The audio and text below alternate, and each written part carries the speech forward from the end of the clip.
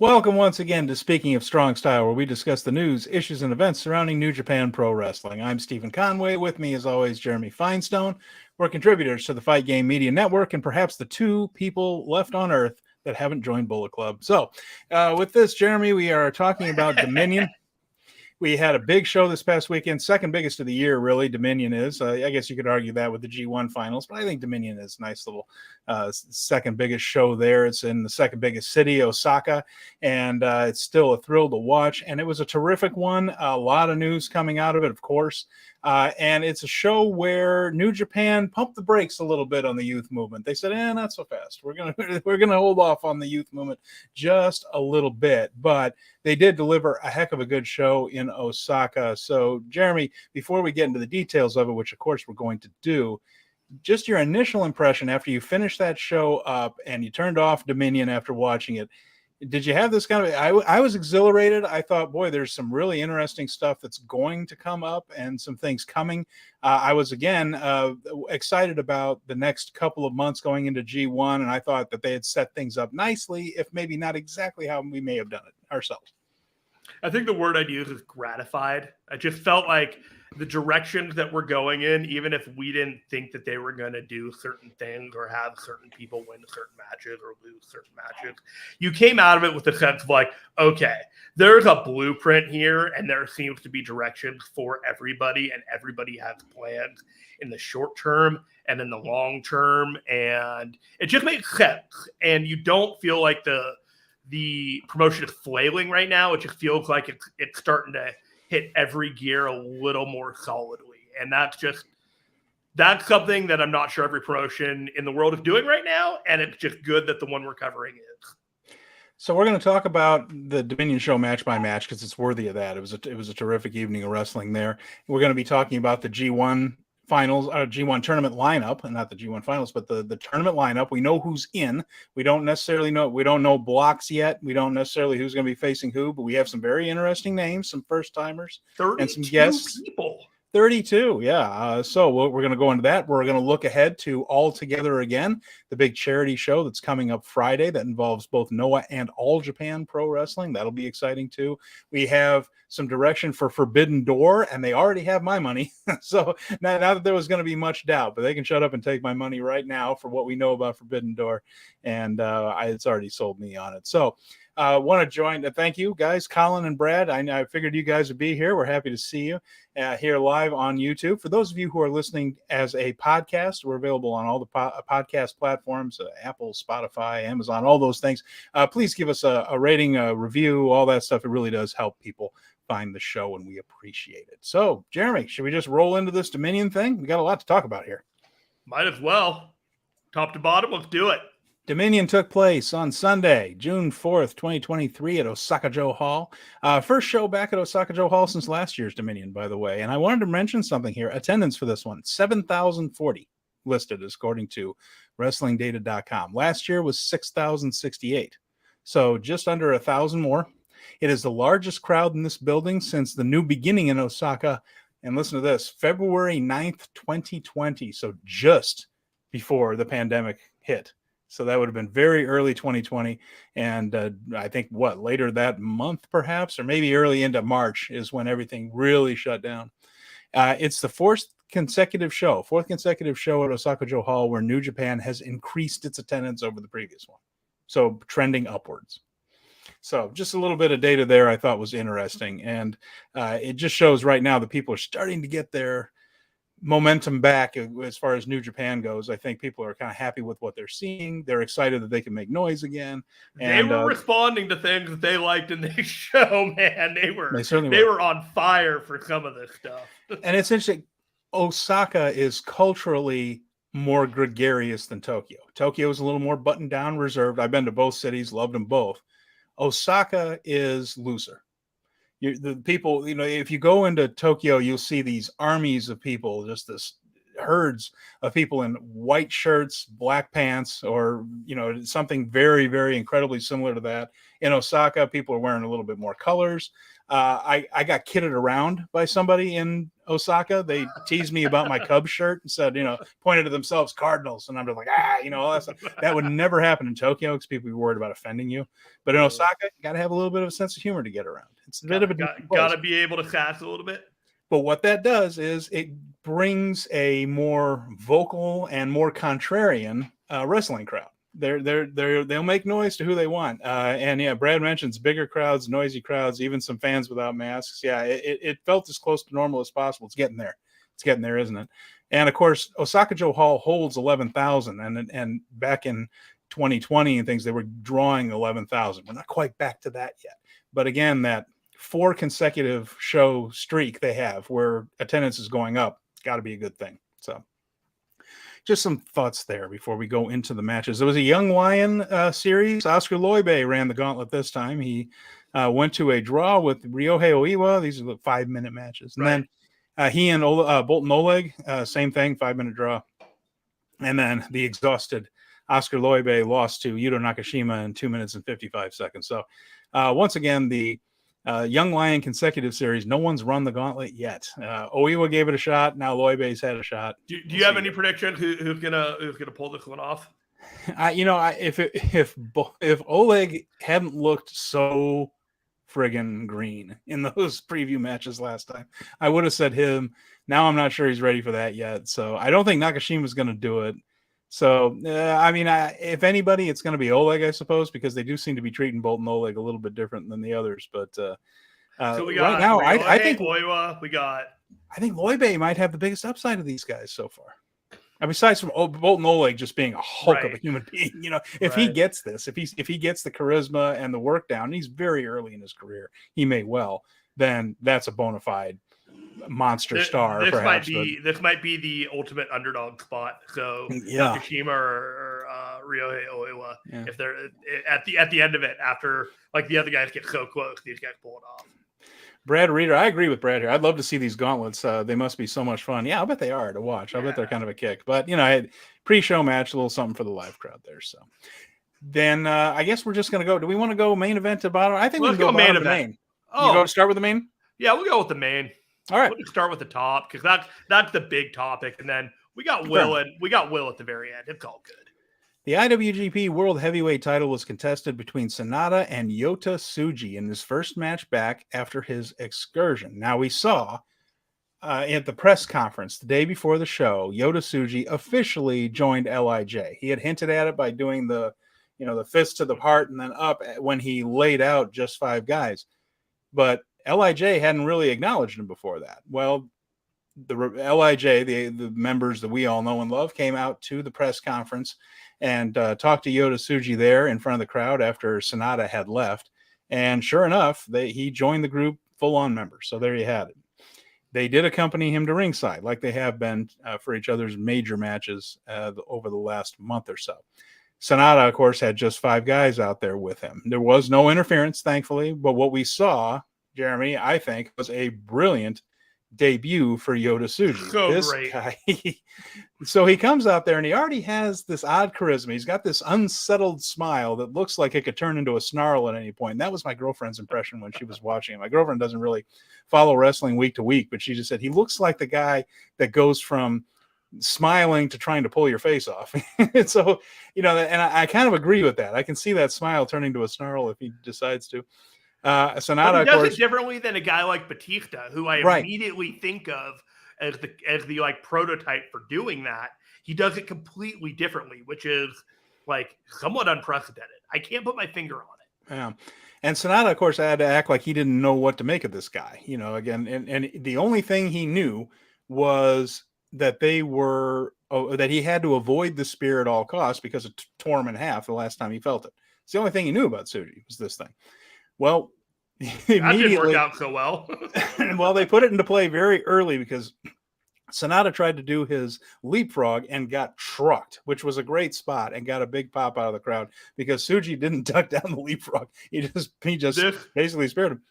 This GIF, if it ever makes it out into the real world, is amazing. It is literally a spot that is worth paying $10 for 1 month just to watch it on repeat. because he gored this man into 4 pieces at once. And so then SANADA rolls to the outside. Tsuji then bounces off the ropes and comes up with a gorgeous Fosbury flop. And I mean, just soared like a junior heavyweight. There's the shot of it there for the folks on YouTube. It is a beautiful move. He looked great, hit it perfectly. And it stunned the crowd. Big wow. You could just hear that wow, which is such a wonderful noise for a Japanese wrestling crowd when they get really stunned by something. And as far as I'm concerned, he was over right then. They got him over in about the first minute of the match. And not that he needed a whole lot of help, because people were kind of excited about this. I think people were fired up for Tsuji. Well, this opening minute solidified it. And after that, you started hearing Yota chants from that crowd. And I think he had more support from SANADA. There's always going to be a little of that because people want to see a title change. You want to see history if you pay to see an event. You know, you're hoping you maybe see some history. And I don't think they dislike SANADA, because a lot of them were doing the cell phone thing at the end and holding that up. But Tsuji had a lot of support in this match here. And I think the vibe was that there was something special about the match, and you thought something big could happen because the energy was there. And it was manufactured by the crowd. It was manufactured by the build. It was manufactured by the fact that Yota Tsuji was a potential unknown. All you had was the mystique of what he was coming in, and you had the build of the video that was playing on every show on the New Japan Cup, all the way through April and all the shows there at what's the current Genesis. And it was just the build. Everything about him made him seem larger than life. And this crowd got to see his first match, and they're like, how far are they going to go with this guy? And as soon as he was just blowing the crowd away, it was like, yeah, okay, we like you. Like, go to the moon, buddy. Take it all. SANADA did manage to get the skull end on fairly early in this one. And then he went for a moonsault, but Tsuji got his knees up off the Muda moonsault. There was a Boston Crab spot from Tsuji, which is nice because there's a Boston Crab in every Young Lion match, right? He even turned that into a pendulum where he grabbed all 4 of his limbs. Yeah, a lot of Yota chants at that point. The crowd was really into him. He even got this really interesting sequence that ended with a curb stomp for a near fall. I haven't seen him do. There were a lot of curb stomps on the show. There were a lot of curb stomps. Yeah, I know. Seth would have been. SANADA ended up hitting. Here's the key to the match. He kept trying the spear. SANADA would get out of it. He would counter it. He would do something. At one point, Tsuji even blocked with his arm a Shining Wizard. Just kind of brushed it aside. He went for the spear, and SANADA hit a Shining Wizard type of a drop kick right into his head while he was trying to spear him. And that was the turning point. Because after that, he hit a moonsault. He hit a formal Shining Wizard that Muda would have been proud of, and then hit the deadfall for a 3 count. So this was only 17 minutes, which is a short main event for New Japan, but I wouldn't have wanted them to try a whole lot more. This was about right. It felt about right. And I thought it was a great debut for Tsuji. I'm not convinced they made the right call in keeping the belt on SANADA here. I'm still not. But I'm going to talk about that in a second. Remind me to come back to that. No, this is a conversation we're going to have. Yes, because I'm a little bit torn on it. But SANADA wins.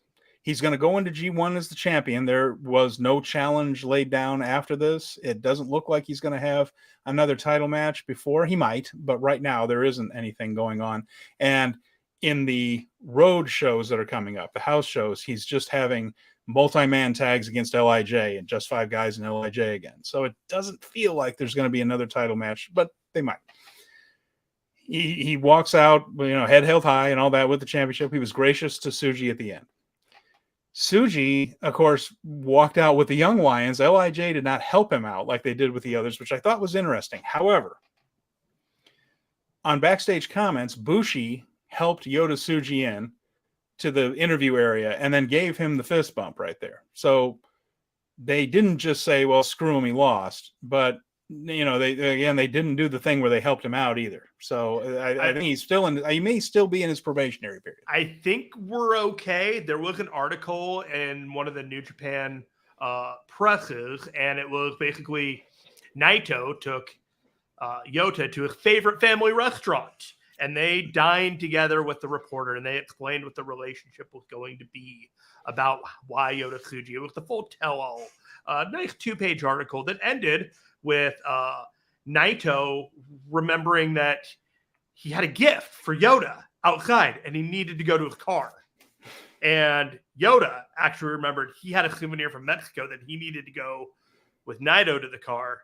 However, as long as the reporter waited, neither man returned.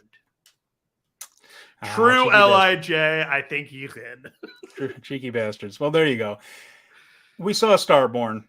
Yeah. I don't think there's any doubt about it. This guy has the charisma. The match was terrific. He's a good worker. He has size. He has a little bit of flying ability. That Fosbury flop, I'm telling you. If you were a baseball player, Ricochet, five-star tool player. Ricochet does not do that move any better than Yota Tsuji does. It was that good. And I think this dude's got it all. And I think he's going to be a major, major star in the business. And knowing that Naito is 40 and beat to hell, this might be exactly what LIJ needs. And I'm not saying you bench Naito yet, but you got to think about the future. And this guy could be the future of LIJ. We talked a lot last year about who we wanted to put our money on of all the young lions. Was it going to be Shota? Was it going to be Ren? Was it going to be Yota? And I was pretty hard and firm that my money was on Yota Tsuji as the guy I wanted to get behind. And I feel validated by this in a lot of ways, this showing. I think the money match is going to be Yota Tsuji and Naito at some point, and potentially for the rest of their careers. These two will be locked in some type of leadership / rivalry, and we're just seeing the beginning of it. But that leads to a different question. Steven, did they make the right call in this, in your opinion? Would it have been better to belt Yota Tsuji tonight, or was it the right call to remain with SANADA, at least for the short term? During the match, I felt like it should be a title change. I felt that Tsuji was hot enough. I think the crowd was into it, that it was time to do it. I said when SANADA beat Okada that this guy's not going to headline the Tokyo Dome next year. He's just not in that spot. He's just not one of the top guys. He's one of their better guys, but he's not a top guy. And if you're going to sell tickets in the Tokyo Dome, it's not with SANADA on top. I didn't think SANADA was going to beat Okada. So there you go. But they had other ideas from Okada that we're seeing play out. I thought Shota Umino was the best young lion out of that batch, and I still think he might end up being the biggest star out of that. I still think this is a future Tanahashi right there. So Tsuji was so impressive, though, at Royal Quest, and when he debuted like that, I just thought maybe. Here's the thing I'm trying to say about SANADA, though. That crowd sided with Yota and were chanting his name. Mm-hmm. After the match, they didn't throw down their, tear up their tickets and march out. No, they stayed and listened to what he said for his comments afterwards, which he's not that great at. He's not the most charismatic dude in the world, but the crowds are up. Putting the belt on SANADA didn't hurt the crowds. I mean, best of the Super Juniors, she wasn't on the shows and all this stuff, but this drew 7,000. It drew 1,000 more than last year. It's maybe I'm wrong about SANADA. Maybe he is that type of guy and can get there. It just, man. In the moment, during the match, I just thought, they should just do the switch. Just launch this dude. Launch him into the stratosphere. And, but I think he's going to be a big factor in G1. I think he's going to do well in G1. I don't think he's going to lose very much in G1. But, boy, I still have a little bit of trouble seeing SANADA as somebody you build a Tokyo Dome show around on top. I just struggle to see it. I never thought SANADA was going to enter the Wrestle Kingdom with the IWGP title. I think that at some point after the G1, there will be a match that puts him in a hazard zone for somebody to challenge him for that title and then take it from him. And my money would be Okada somewhere in bracket play. Okada doesn't make it to the end of the G1. Ospreay and Okada really does seem like the logical final play for this next Wrestle Kingdom, and all roads lead to that. So, knowing that presumably SANADA isn't going to be on top at Wrestle Kingdom, as we both presumably think, you got to give him at least a little bit of a run. And if you take it off of him on his first title defense, that says a lot about what New Japan thought of him, what they think of just 5 guys, and the effort that they are rebuilding a number of these factions. There was a lot more at play than just a single match. There was a perception about the confidence and the build that they had in this new 2023 era. Well, he had that defense against Hiromu. He had a defense against Hiromu. It was a second That's defense. right. I'm sorry. He did have but, a defense against Hiromu. No, your point's made. If he would be a pretty short-term champion for a New Japan. And having his one match against the junior heavyweight champion only is not exactly, like the platitudes that you want to go forward arguing that this guy was a legitimate like champion that everyone can defend and say, hey, that run was solid. So he needed to at least get to the G1 as the champion so that when there is a lot of attention on New Japan that people don't normally pay attention to, it's not Okada with the belt.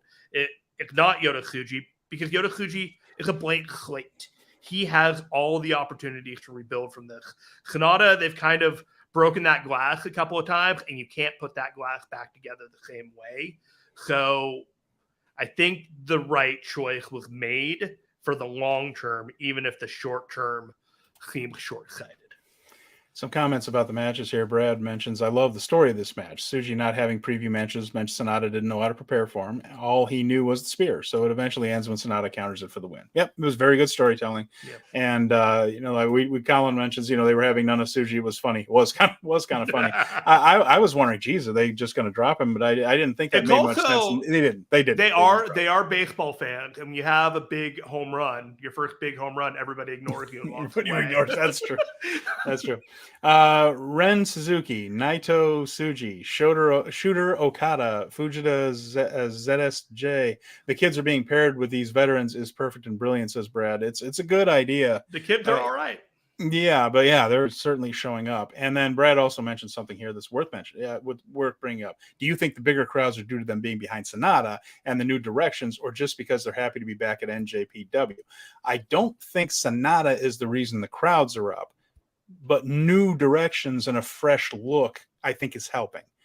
I think that the idea that there are new people coming up is exciting to fans. And I also do feel that they are happy to be back and can cheer loudly and don't have to wear a mask necessarily. And I'm not trying to get political on that. It's more comfortable not. I think we can all agree with that, right? I mean, and even when I just know that when I wore a mask out in public and things, I talked quieter and less. I just did because, you got this thing over your face. So now that's not there for some of these people, and they can be a little bit more vocal. So I think a lot of things are happening here, but a hot product is one of them.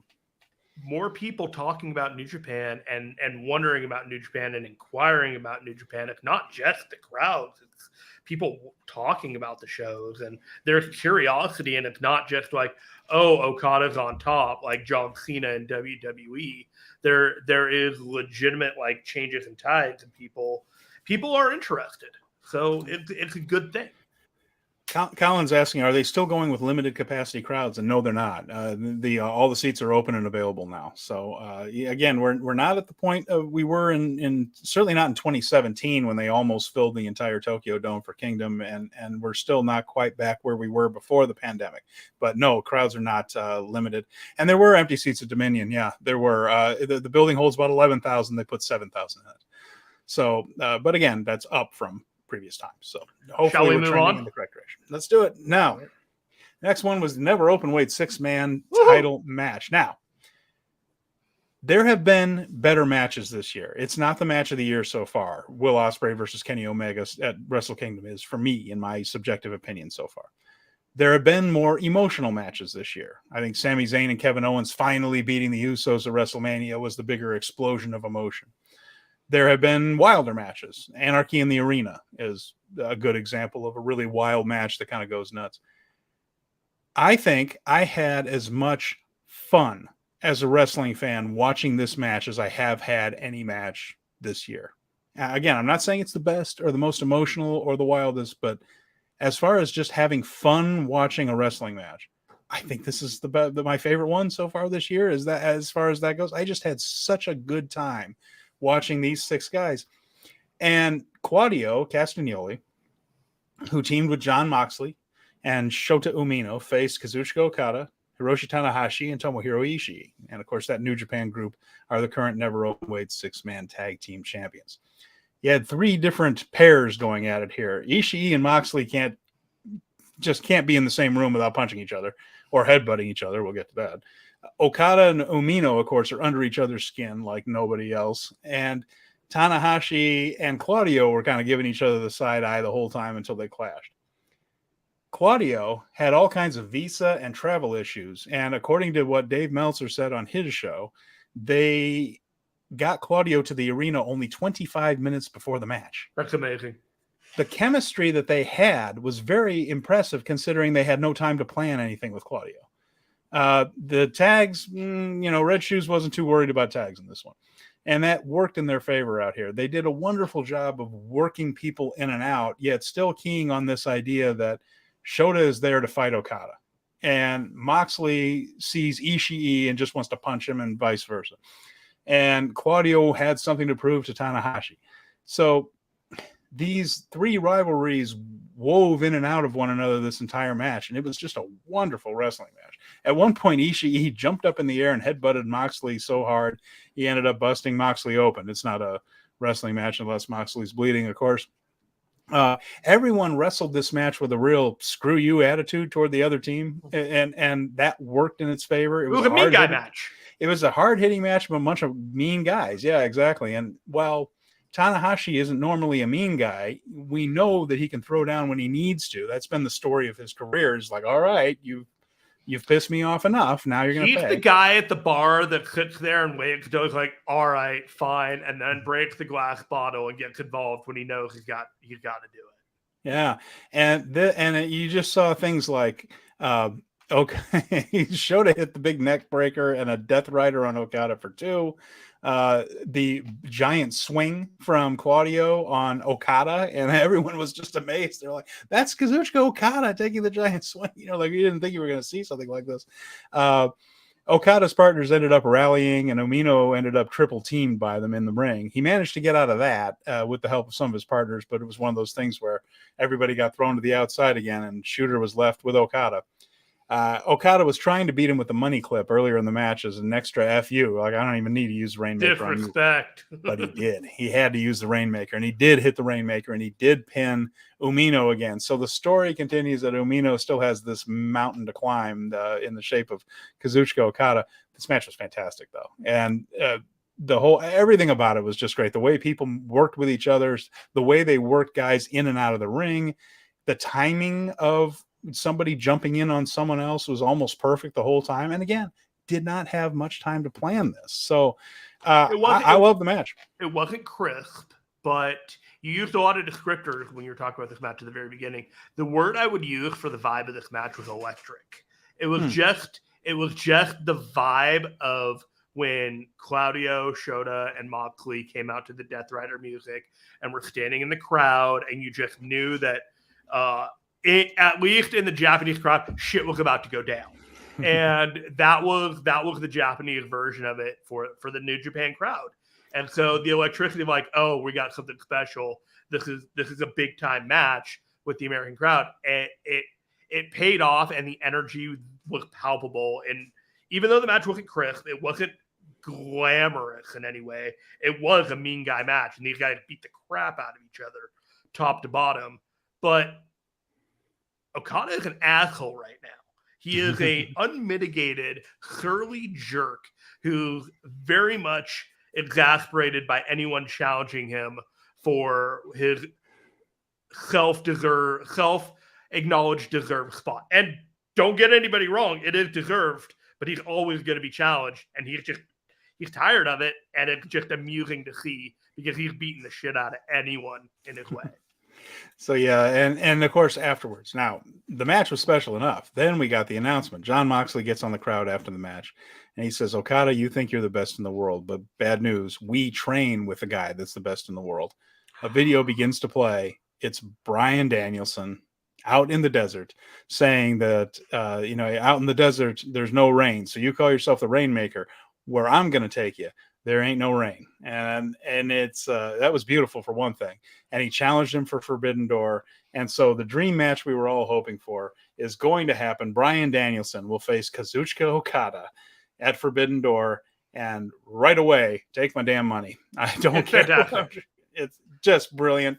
It was something that when Daniel Bryan was still in WWE and having terrific matches with everyone except the Fiend, because Bryan Daniel, he's not a miracle worker, but he was still having these great matches. They God, if he could just get in there with these New Japan guys. And I was saying that about Claudio also. And of course, I've been banging the drum for Claudio. Claudio is a New Japan wrestler. He just hasn't wrestled in New Japan yet. You said that last week, and you are correct.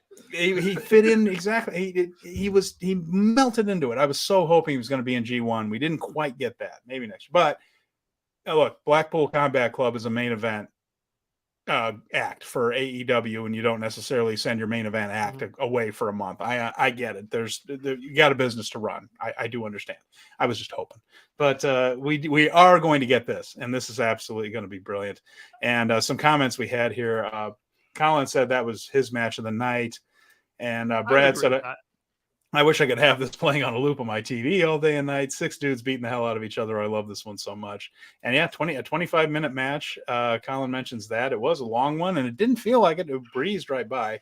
And Brad says that Claudio looked like he'd been in New Japan for years. He fit so naturally. And also, people have been watching him because half the people called him Cesaro in backstage comments. So apparently people have been watching him for years and years in the New Japan locker room, because everyone was including Okada, was calling him Cesaro. And in the subtitles, they did switch it to Claudio. He said Cesaro, but they switched it to Claudio there. So that's good. And and Brad mentions, this is just funny, Moxley having 2 microphones, not knowing how to turn them on. The ring announcer did flip the little switch on it to turn it on. He just said, arigato. He says, thank you. Arigato. And did a little bow to the guy. So that was fun there. And Colin thought it was going to be Danielson ZSJ at Forbidden Door 2, which would have been brilliant also, right? But I think we'll get it one day. I just don't know if we're getting it anytime soon while Zach has that New Japan TV title. Well, there's another guy with a TV title over there named Samoa Joe, and I think there's a decent Samoa Joe from my hometown. Yes, yes, he is. And the only Samoan that's not related to The Rock and Roman Reigns, as he's joked about many times. But Samoa Joe and Zach is where they're kind of hinting at, and let's hope that happens there. But I'm all in for this, if you pardon the AEW pun there. So, I have completely come to the conclusion that Bryan Danielson is one of their super mega special attractions. He is literally a dragon that they hide in a barn door until they absolutely need to call him out. They have way too many talented people in the Blackpool Combat Club that they literally do not need to sound the horn on this man until things are ultimately dire, like Anarchy in the Arena or top boss Kazuchika Okada.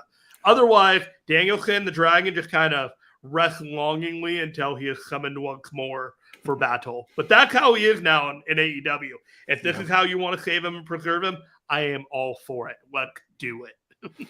And that might be the second best match of that night. Think about that for a second. We're going to get to that. So, all right, up next, though, we have the junior heavyweight title. That was Hiromu Takahashi and Master Wato. Bummed. I was so bummed. Again, it's the youth movement, pumping the brakes on the youth movement. This was a really good match. It was 19 minutes and 50 seconds. It was really good. Hiromu did a lot of his moves early, hit the running drop kick from the apron to the floor. He hit a suplex to the ramp. It was a little bit more of a brawl than you usually see from these guys early on. They've fought a lot around ringside. Wato hit his tornillo, but he missed the springboard uppercut move that he does, where he kind of hits the European uppercut off the springboard. And about 15 minutes in is when you start to really get the feeling this was going to end any time now, because they started hitting their big moves on one another.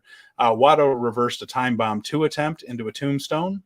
That was a nice little 2 count there. Resettamente after that for 2. He hit the high angle German, but Hiromu kicked out. That was very close, and the crowd thought it might be the finish. You could hear the little pop when he kicked out, because there was even a pop for the move itself, like, he is going to win this, but now Hiromu kicked out. Hiromu ran into a spin kick, and then Wato hit the Sentakaku for a 2.9. That crowd was really into the match at this point. Of course, Wato was from Osaka, so we had a little bit of a hometown crowd there. Hiromu escaped another Resettamente and rolled him up for 2. In that point, he went for time bomb 2. Wato rolled out of it. Hiromu hit the time bomb, but Wato kicked out of the time bomb to a huge pop. But after that, there was a Hiromu-chan bomber and a time bomb, too, for the win. The last few minutes of this were terrific. Just guys hitting moves back and forth and some terrific near falls. But once again, the safety blanket, Geto, the New Japan booker, his safety blanket kicked in, his instincts, and he stuck with Hiromu Takahashi as the champion here. So, talked about we talked about the youth movement. Master Wato wins Best of the Super Juniors. Shota Umino is building up on Okada. Yota Tsuji makes a fantastic debut, and in the end, the winners were SANADA, Okada, Hiromu. So I'm not saying there's no youth movement. That's not what I'm saying right here. I'm saying that New Japan is still a little nervous about it, and the Geto is going to stick with his boys for a little while. You know what else is curious is this year, and I'm pretty sure last year, the Best of the Super Juniors winner did not go on to beat the champion, because I think Hiromu was the champion last year, and he lost. Yeah, Ishimori was the champion, and Hiromu won Best of Super Juniors, but lost to Ishimori. So we've gone at least 2 years with the Best of the Super Junior champion not being a presumptive winner going on to win the title. So is that going to be a trend that continues on for a few more years, or do you think that they're going to have to pivot back to, that's an interesting story too, because presumably when you win a tournament, that kind of thing, the payoff is something a little bit bigger, and they haven't done it for a couple of years. I don't remember how they were in 2021 or 2020, but it's a curious trend, my friend. Last year, we demonstrated that even without the junior heavyweight title, Hiromu was the biggest star in that division. And the Ishimori thing, it's not a knock on him. He's a fantastic worker. He would have been a great champion, but all of his title defenses kept falling through absolutely no fault of his own. The Kushida thing and all that. But it was very, very clear that Hiromu doesn't need that title. So I kind of thought this was the time to pass it over to Wato, because Wato could be helped by that title, whereas Hiromu is the perfect guy to hold the belt every once in a while in order to lose it to somebody like Master Wato, who needs the boost, because Hiromu is basically bulletproof. He's the biggest star in the division, whether he has the belt or not. Now, that doesn't mean you beat him all the time. You keep those wins over Hiromu few and far between, and it'll keep meaning the same thing. They did this. I keep comparing him to Liger, but as far as his position in the division, it's very, very similar to that. You can always put the belt on Liger and have him defend it a couple of times, and it's perfectly legitimate. And that way, when he loses it to the next guy steps up on the ladder. I thought that's where we were going with this. Right. Not quite yet, but it doesn't seem like it. But my presumptive assumption at this point is that he's going to hold the belt at least through the Junior All-Star Tournament in Philadelphia, like August 19th or 20th, whatever it is that he's hosting with all the Junior All-Stars around the world. And Colin was happy to see Hiromu retain. He's not the biggest Wato guy in the world, but Brad mentions this. He said Wato might not be the next face of the juniors. He might not be, but damn, he's moving into that level now, having the run of his life. He certainly is doing that. Wato's a guy that actually could move into a heavyweight role too. He is not someone that looks like. Why don't you ever want anybody in the junior heavyweight? You want everybody to move. You want Hiromu to move up. I don't know. Like, I just feel like I don't know. That's the Vince McMahon. You got me. Get all the vanilla midgets out of here. What the hell? It's a pally. All right, so we'll move on from that. We're going to try to get through the rest of this card a little bit quicker than we have. There was a lot to talk about there, and there's still more to ahead. David Finlay defeated El Phantasmo for the never open weight title, 18 minutes 51 seconds. Nothing wrong with the match, nothing spectacular about it either. El Phantasmo was very good in it. Finlay still doing the whole just pissed off, angry type of thing. He had other people with him that we'll talk about, the newest members of Bullet Club. We'll get to those turns here in a little bit, but they were out. They distracted more than they interfered. And Phantasmo hit. They threw him off his game. He hit a moonsault from the top rope to the floor on two of them, jumped right back up, hit a rolling senton, kind of a somersault senton onto two more of them, and we'll talk about the names here in a little while. But then he jumped back on the top rope, and Finlay shoved him off the top rope to the floor, which is what he did to Tama Tonga before beating him down. There was Chekhov's table that had been set up about 10 minutes earlier, and that awaited El Phantasmo on the outside. He got power bombed through it. And then after that, he threw him back into the ring. He hit the power bomb, the Oblivion, which used to be the Trash Panda, and got the pin. This is just classic. Finlay is being pushed.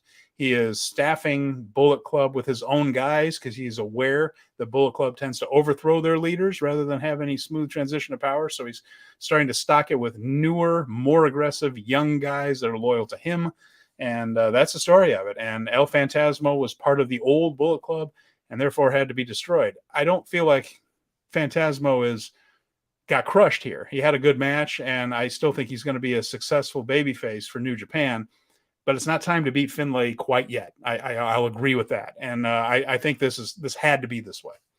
This is the beginning of the story, and what is gratifying is that I have looked around online, and I'm starting to see opinions starting to change on Finlay and his presentation. People are starting to accept him and this new Bullet Club.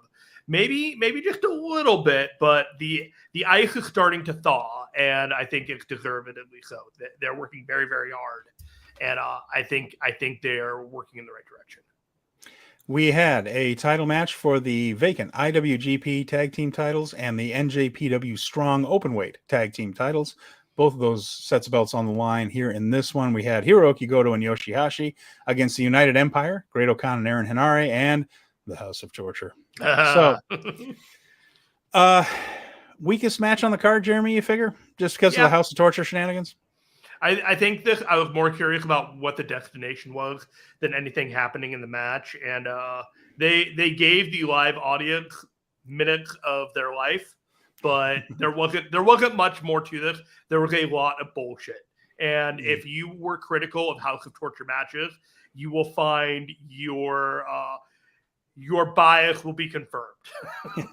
So anyway, in this one, they did manage to, they being Bishamon, managed to overcome all the interference from House of Torture, which involved Sho, and it involved Dick Togo, of course. Yo thankfully came out and helped and ran a couple of them off there.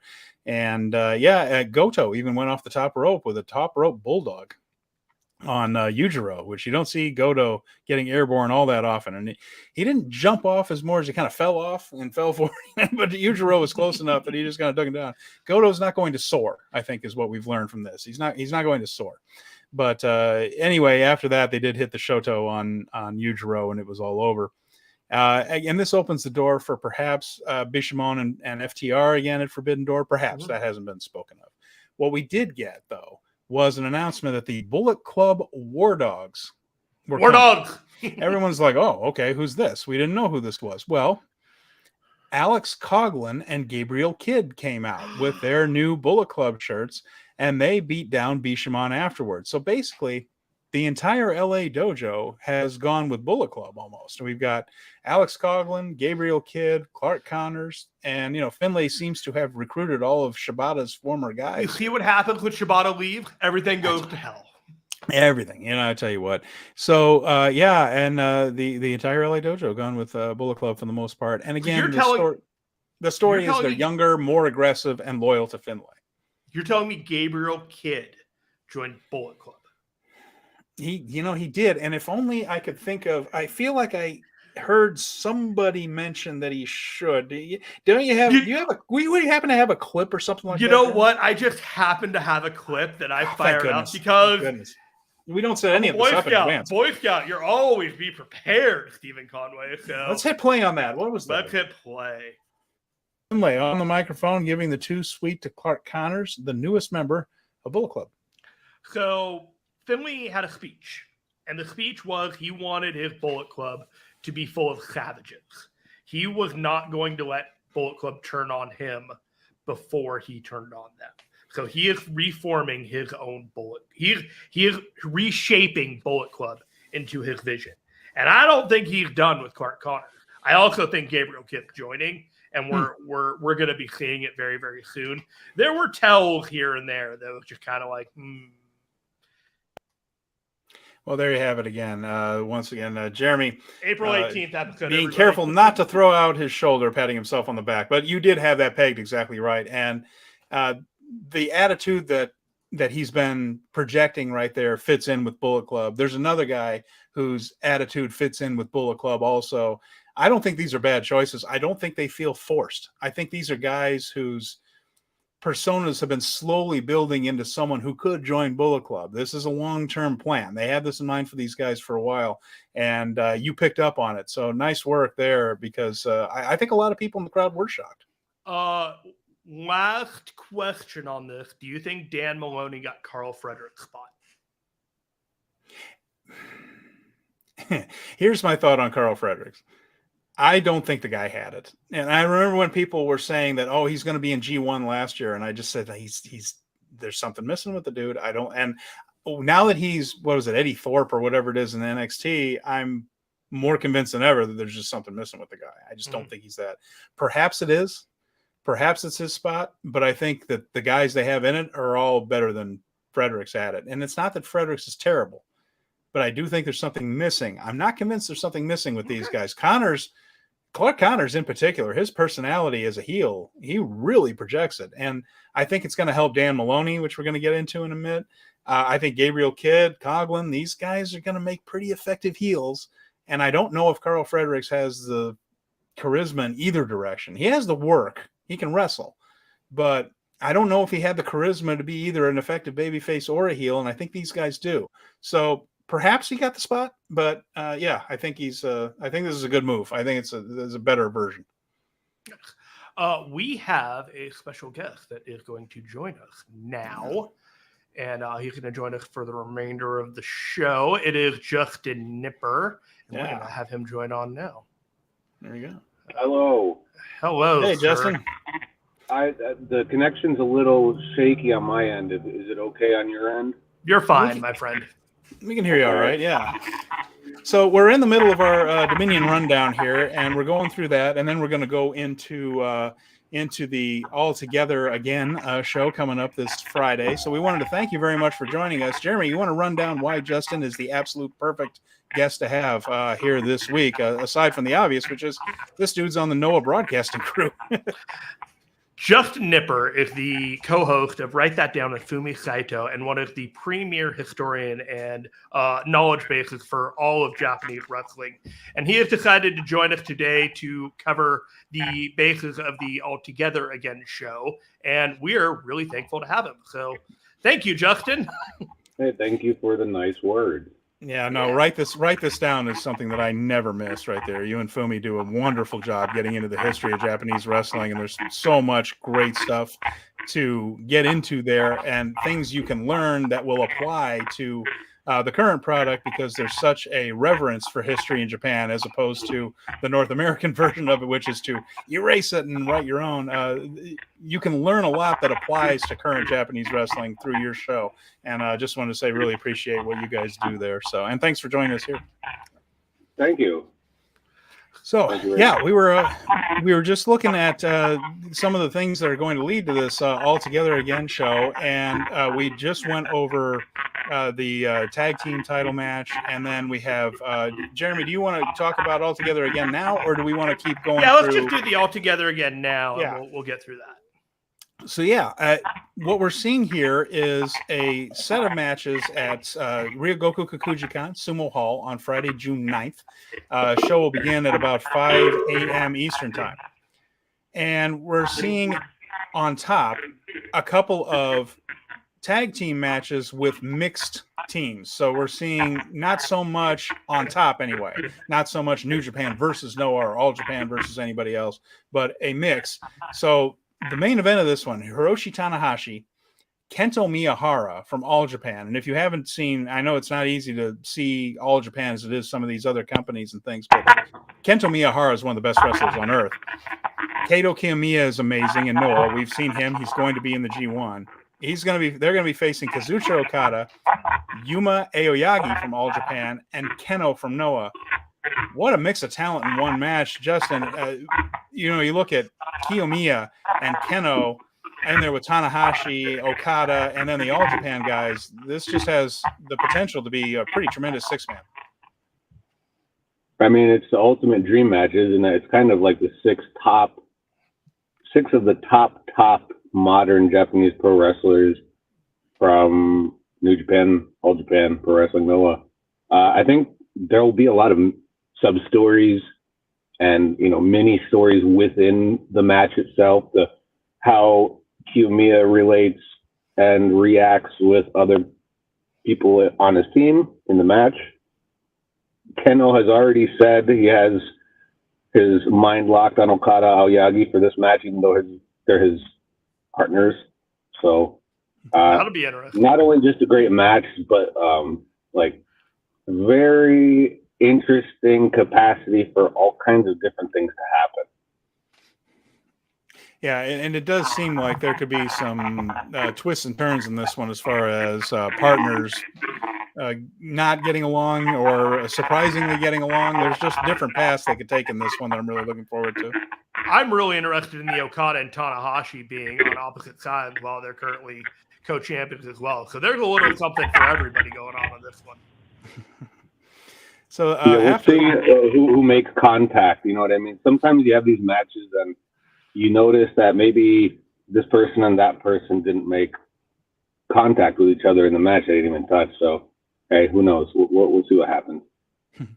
And then we have a pretty nice mix in a junior heavyweight division here. We have Amakusa Atsuki Aoyagi. He's the All Japan guy. Amakusa's with Noah.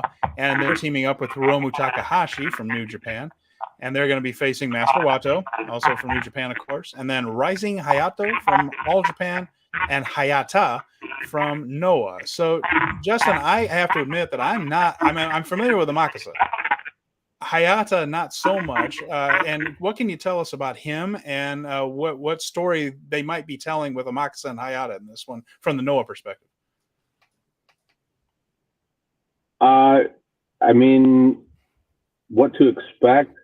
A lot of flying, no doubt. I don't know what to expect exactly. Hayata's current GHC heavyweight champion. And he and Amakusa just got into it. That's who he beat for the title last month. So actually, maybe 2 months ago now. No, a month ago. Yeah. Don't sleep on anybody in this match, especially the two All Japan guys. Atsuki Aoyagi is the brother of Yuma Aoyagi, who's in the main event. He made a quick appearance in MLW a couple years ago, but he's an excellent junior heavyweight, and he's also former, still buddies with Mr. Rising Hayato, who was this great kind of indie talent for quite a while until he got locked into the All Japan deal with the Aoyagis and Kento and such. It'll be exciting. And I mean, with somebody like Hiromu Takahashi leading the pack, I'm not worried about the entertainment value, for sure. No, it should be an air show. And what we have here, I suppose, is the top junior heavyweight rivalry from each company kind of paired off, so to speak, on each side. So it should be interesting to see. And I'm curious here, too, for the All Japan guys in particular. I feel like they're really going to be hitting on every cylinder they can, because the Noah guys have had the big Great Muta retirement show at the Tokyo Dome. There's been the Wrestle Kingdom things. You know, Noah has their own shows going, and so does All Japan. But All Japan's audience, not as big as Noah's in New Japan. I think All Japan is seeing the All Japan guys are going to see this as a real opportunity to impress people that they may not normally have seen them, so to speak. And All Japan is a long-running company, of course, and it's perfectly. I'm not trying to say that there's some upstart company that's barely hanging on. That's not what I'm saying. But both Noah and New Japan have had major shows in front of big crowds this year in domes and All Japan hasn't quite had that. So I feel like they're going to be particularly motivated to shine in these matches. Yeah, All Japan. I mean, this current iteration of All Japan, the 2013 till now version, the name is similar, but in the paperwork, it is technically a different company, and there are connections to the old IP and such, but management is much different, especially since even 2 years ago. So the scene over there, a lot of people like to talk about how great the talent is, but the backstage is just not clicking. Like you said, it's not unfair to say that they're not as popular as they once were, but it's just a different system. And thankfully, they have been blessed with such a unique and almost lucky like roster, like a depth of talent on the roster, especially with we've seen a couple right now, both Ayagi brothers, Miyahara, Rising Hayato, and we're going to see Shuji Ishikawa on the show, Suwama. I mean, that really carries them through, and I think they deserve to be on a grand stage. It was really cool to see the All Japan team at the Tokyo Dome.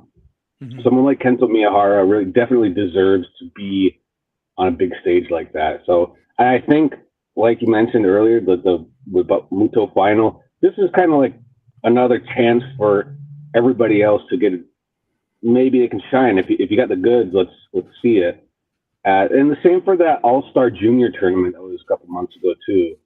There'll be, I'm happy that there'll be more and more chances for everybody to get their shot, to show everybody that it's not just a one or two company country. You know what I mean?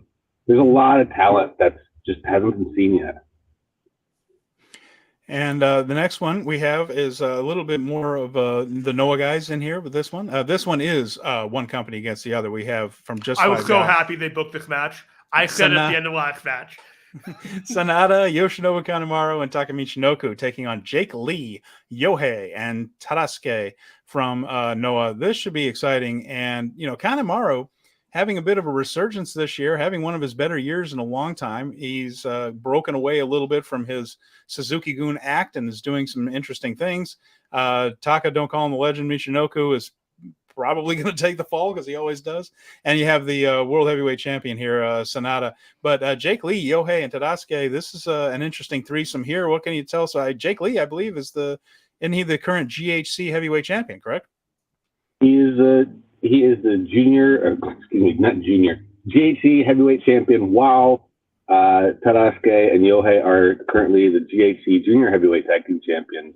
We just had a great match in Shinjuku last week, and they'll face Chris Ridgway, who's on this show, with Daga for those titles this month. And you mentioned Kanemaru. You got to remember, he was one of those.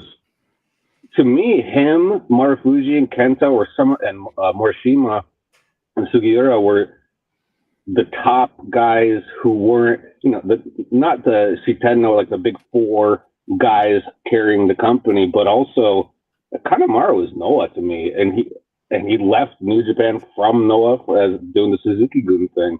So I'm really interested to see his interactions in this. I think Kanemaru does not get the respect he probably deserves.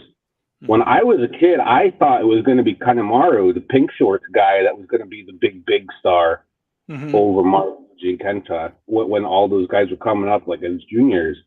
Kanemaru does not get the credit he deserves. I hope he can I want to see him in Tadasuke. I want to see him in Yohei. I think they'll just have great exchanges. And Taka too, of course. But also, we got SANADA, we got Jake Lee. The thing that people aren't picking up on, we got to remember, it was a couple years ago, there was, I believe it was a Giant Baba memorial show. You guys remember that? Yes. It's kind of not as big scale as this, but same idea, kind of dream matches. And there were a couple exchanges between SANADA and Jake Lee. And I do remember that Jake Lee got caught up in the Paradise Lock. He was pretty embarrassed back at that show. He got a big old kick in the rear. So, I mean, these little seeds, they're planted, they're there. And now both are champions. Both are on the top of their companies. It's much different context this time, but these two have crossed paths. And I'm very interested to see how all of these guys, a lot of guys in this match, let's see what happens. It's very interesting. So I was super excited about the fact that they are actually doing just 5 guys versus good-looking guys. For whatever reason, that just tickled me pink. But speaking of the color pink and red, Tadasuke was in Congo, and he's no longer anymore. Can you give a little background on that? They split, Congo has been slowly dissolving over this year. This was actually, I believe, when they got back together, they were in Rattels together, these two. These guys were a team previously with others. So after a match, they decided to hook up. later that night, they joined up with Jake and GLG. And I guess the story is still yet to be told. There's not too much detail on it. It's just, they were there, available. And Jake Lee said in an interview, it's like, hey, I'm not going to turn them away. I think they're good.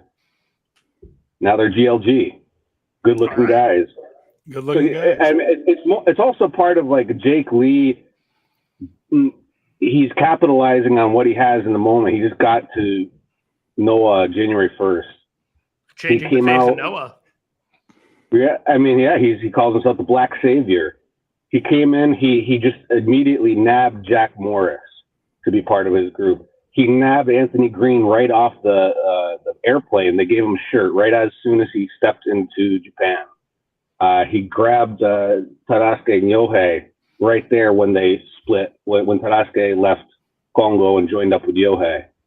That's the Jake Lee is capitalizing on what he has, and he's, as he likes to say, he's getting to learn his history and kind of absorb all of these characters and wrestlers he's coming across. Just like a Shang Tsung in Mortal Kombat, he's absorbing their soul and adding it to his repertoire and his own his history, as he says. So I think at the end of the day, the big and most interesting part of this is going to be how SANADA and Jake Lee team off, square off, what's going to happen, and how is Jake Lee going to come back and save face this time. All right. And the next match after that will be LIJ, three of them, Tetsuya Naito, Shingo Takagi, and Bushi against Yuji Nagata, Suwama, and Yuma Anzai. Now, we had the IWGP World Heavyweight Champion in the previous match, the GHC Champion in the previous match. Yuji Nagata is the current Triple Crown Champion, which is All Japan's top title, and has been for quite a while. I think it was the late 80s when they established the Triple Crown. And what we're looking at here is a little bit of a, LIJ facing this All Japan group with that New Japan tinge. Yuji Nagata later this month is going to do his Blue Justice show, promoted show for New Japan. So Nagata is towing the line between these two companies, but he comes in here with his All Japan team against Naito, Takagi, and Bushi. So be interesting to see Nagata as the Triple Crown champion in there with Naito, but should be interesting. Of course, you see Suwama right there, and you can't imagine that Suwama is going to do anything but go straight after Shingo Takagi. The interesting part of this match is how much bigger in terms of size the All Japan is compared with the LIJ guys. Not too much, but in general, Yuma Anzai is a very young stud in All Japan, and I believe he has a title shot at Nagata soon. Suwama is the ultimate new generation All Japan stalwart. I'm sure he and Shingo Takagi will get into it and yell at each other a lot. Which we'll all enjoy. But with Nagata in there, he is Triple Crown champion, but he's New Japan through and through, right? Mm-hmm. It's just so there's less. Of course it's going to be good, but compared to the other matches, I think there's we've seen Nagata with all the New Japan guys, so we know what to expect. I imagine it'll be good, but I don't know if we'll see any curveballs or anything. Yeah. I just think we'll see great lineup between these six guys. Yeah, and then the next one promises a lot of good action as well, but a similar thing that it might not be the biggest storyline type of match here, but we have the United Empire, Francesco Akira, TJP, Aaron Henare, Great-O-Khan, Jeff Cobb against Jun Saito, Rei Saito, Ryuki Honda, Hikaru Sato, and Dan Tamura. That's the All Japan crew there on the right as you're looking at the graphic right here. So again, whenever you're in a 10-man tag, it tends to be full speed ahead. Everybody get their stuff in. Everybody gets a little chance to show off their big moves. We're probably going to see that, and then it'll all just kind of devolve into a finish. But when you have 10 guys in a match, there's not a lot of time for anyone to one thing to shine. It just tends to be everybody gets a little bit of their stuff in and shows off a little. That's what I'm anticipating from this one, unless you guys see it differently. No. I imagine All Japan guys catching a lot of the smaller New Japan guys because of how big most of this All Japan team is. So the Saito brothers, they're ex-sumo, who've been training pro wrestling for the past couple of years. They started out pretty, prim and proper, basic, and now they've grown their hair out and aligned themselves with that evil Suwama voodoo murders deal. Yuki Honda is absolutely, I would say amazing, especially for his age. He's kind of a superstar rookie sophomore. He just got this new Shuji Kondo haircut. I don't know what's going on with that. Can't speak to it, but I love to see him and Jeff Cobb get into it. I love to see him and Hanare get into it. Hikaru Sato, another very interesting, unique character. Not officially All Japan, in terms of contracts, but he's been with that company as a regular for years and years now, and was one of Mr. Aoki, the late Aoki's best students. So at X Pancrase, kind of like, I think in years he'll end up being a new Minoru Suzuki type, being like he's got a really cool, legitimate background, but also has no qualms with being silly if he needs to. He always adapts to the situation, and I want to see how he interacts in this match. And don't sleep on Dan Tamura, is one of the best, again, rookie sophomore types. He reminds me of he looks like Calvin from Calvin and Hobbes. And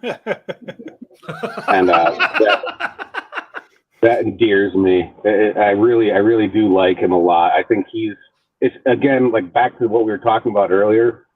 I don't know what other stage he would have to be on to show his stuff because of the size of All Japan right now. But I really think he and Yuki Honda are two guys that really deserve to be seen by a lot of people. They're simply very good. Very, very good. I want to see how they work out with all these guys. But yeah, the hair, the teeth, he's Calvin. I can imagine, pissing on a New Japan flag or something. You know what I mean? As Calvin has in the back of many a pickup truck. So we have next one, Ren Narita, El Desperado, and Minoru Suzuki. Speaking of strong style. Strong style. Against Love Naomi Marufuji, Takashi Segura, and Junta Miyawaki. Miyawaki. Sorry about that. I tripped over that one bad. I am very hyped for this match. Yeah, I am too. And, the Marufuji. So, for New Japan fans, if you've only been watching New Japan and nothing else, you may remember Naomi Marufuji. He was actually in the G1 several years ago. It's been a few, but he was in it. Pinned Okada in that tournament and ended up getting an IWGP title shot out of it. And both matches were absolutely wonderful. And Takashi Segura, my story on him, Segura and Go Shiozaki were in the main event of the show I saw at Korakuen Hall when I was there for the N1 tournament in 2019. So he's always going to have a spot in my heart. Boy, was that match hard-hitting and fantastic. Was that the 1 hour match? Wasn't the 1 hour match. No, this is part of the N1 tournament there. And Segura ended up beating Shiozaki there. It was a fantastic match. A really fun night. I got to, and then, like I said, that was my experience at Korakuen. So I was thrilled to be there for that. And Miyawaki here. So, these are three guys. Ren Narita, relatively new with the veterans, but you got a lot of guys here that know what they're doing. This is another sleeper match. It will be very good. It's really, it's got a nice mix. Desperado, he's coming out of nowhere. Every time I see him, he's doing something cool and new and different. And I saw he was all bloodied up this weekend in GCW. Am I right? Yeah, now he wants Moxley. Yeah, you just called a shot, man. Those three guys, they're like a team, right? Do they have a name? That's their stable. They're strong style. So when we go, speaking of strong style, we just like to call it out because they literally name themselves a stable that's the same name as our show. And so we need the free advertising. Well, then, speaking of strong style, how about this match? Yeah. Right? And I'm happy to see Ren Narita in a position. He is we do still think of him as a new guy, but actually when I watch, there's Junta Miyawaki he's really new. That's neither here nor there, but I think it puts Narita in this new position of he's finally a senior to someone. I can see him and Miyawaki getting violent. Miyawaki's interesting, and I think he and Desperado are the lucha factors in this match. Miyawaki's been to Mexico twice, actually. He doesn't work for... He's been in companies like IWRG. And one really interesting thing about this kid, I mean, he looks so different compared to just 18 months ago. His hair, his look, his tights. And Noah's really sent him into the deep end out in Mexico. His second match ever in Mexico was a cage match. Oh, jeez. I mean, so he's able, he's talented, he's new, he's young, and you'll be able to tell because Sugiura, on the other hand, fantastic look for somebody who just turned 53 last week. He was great. Amazing. Incredible. Yeah. 53. The thing about Ren Narita is really interesting. I think I had deja vu about having this conversation with you, Justin, a while back. But he had a match with Juice on New Japan Strong back in October. That was this no disqualification hardcore match. And after that match was over, I've never looked at Ren Narita the same way. Like, this dude was ready and he has arrived. And ever since then, I've just looked at him with this legitimacy. He had the tournament going for the New Japan TV title, and we were ready to be like, okay, if he beats Zack Sabre Jr., I'm fine with it. If Zack Sabre Jr. wins, I'm fine with it. But really, his stop has been losing the title and getting his ass beat by Okada and the two other guys, Ishii and Tanahashi. But his ascent has been quicker than the other four of the Young Lions of this generation, I think. Yeah. I think part of it was when a couple of years ago, I remember he was a replacement in one of the best of the Super Juniors. It might have been around either pre-pandemic or during the pandemic, or it was something happened where he got a slot when he was still really new and much skinnier, right, and no facial hair. And I remember from there, thinking, wow, this kid's new. Is he ready? And that's been answered time and time again. And I'm really looking forward to see. I want to see him and Sugiura get into it. I think they will hit each other very hard. And of course, once again, Desperado is looking for respect because they misspelled his name on this graphic right here. Desperado. El Desperado on this. Hey, thing. You know what? That is a New Japan issue. This is a New Japan production. That's a New Japan slate, I bet. I didn't even notice. My hands up. My hands are up.